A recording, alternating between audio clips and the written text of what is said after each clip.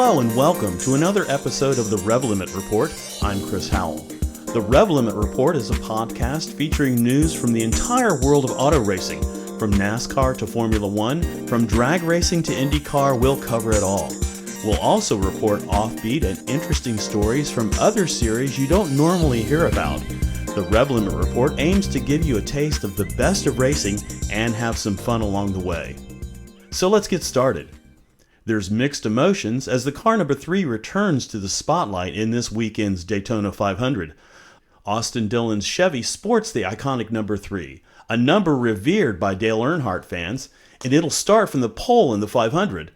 Dillon is the grandson of car owner Richard Childress. Childress owns the rights to use the number 3 and has mostly kept it off the track out of respect for Earnhardt, who died in a last-lap accident in the 2001 Daytona 500. Many die-hard fans of the Intimidator will not be happy to see the number 3 used again. Some believe the number should be permanently retired. Dale Earnhardt Jr. says he's happy for Childress and Dillon and is comfortable with the situation, but adds that once the race begins, people won't think about the number 3 on the side of Dillon's car.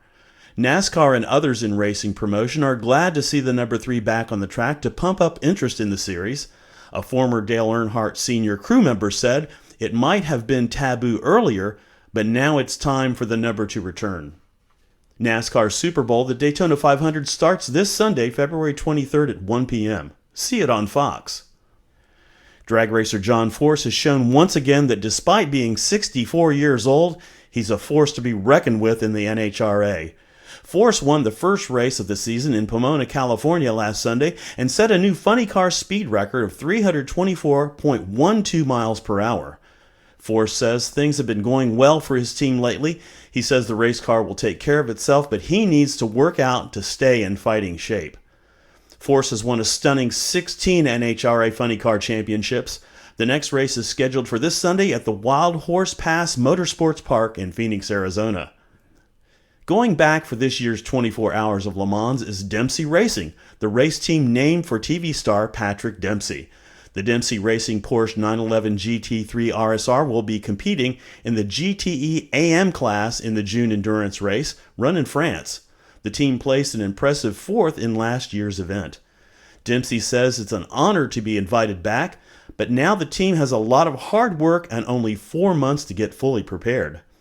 Dempsey Racing co-owner Joe Foster and Andrew Davis are expected to drive with Dempsey at Le Mans. Dempsey's Porsche didn't place well, but did finish in the running in the Rolex 24 at Daytona.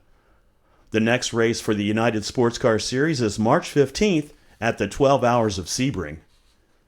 Williams driver Filipe Massa is happy with his new car and his new team. Massa was second on the timesheets after last month's test in Spain. With many new rules and the return of turbo engines, testing is more important than ever. Formerly with Ferrari, Massa says the opportunity with Williams is a special moment, and the team greeted him with open arms. He says there's lots of work to get the car ready, and the first race will show the car's strengths and weaknesses. Recently, Massa was in France to visit F1 legend Michael Schumacher, who remains in a coma after a December skiing accident left him with head injuries. Massa says he gets daily updates on Schumacher's condition. The Formula One season starts March 16th at Melbourne, Australia.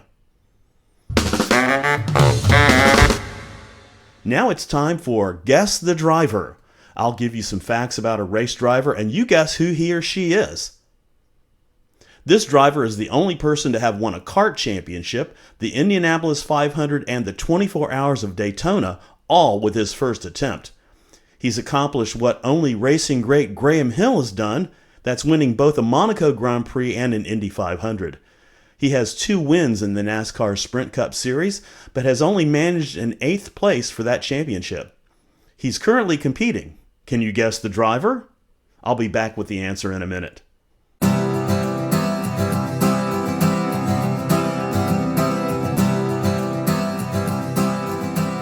Are you a business owner looking for a way to reach more customers? Become an underwriter for the Rev Limit Report. This podcast can be heard around the world and it's growing each week. Reach a captive audience at a cost that's surprisingly low. Become an underwriter of the Rev Limit Report.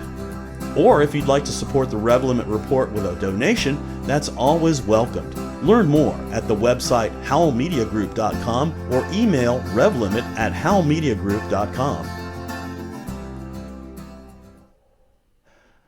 Did you guess the driver? It's Juan Pablo Montoya. Montoya returns to IndyCar this year with Penske Racing and partners with Will Power and Helio Castroneves.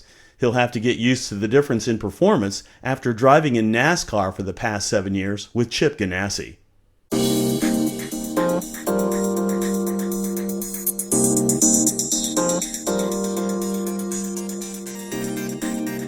Well, that's all for this week. Join me next week when we'll have more news and views from the world of racing. I'd love to hear from you. Visit the website at howlmediagroup.com or send me an email at revlimit@howlmediagroup.com. You can now subscribe to the Rev Limit Report on iTunes. Thanks for listening. For the Rev Limit Report, I'm Chris Howell.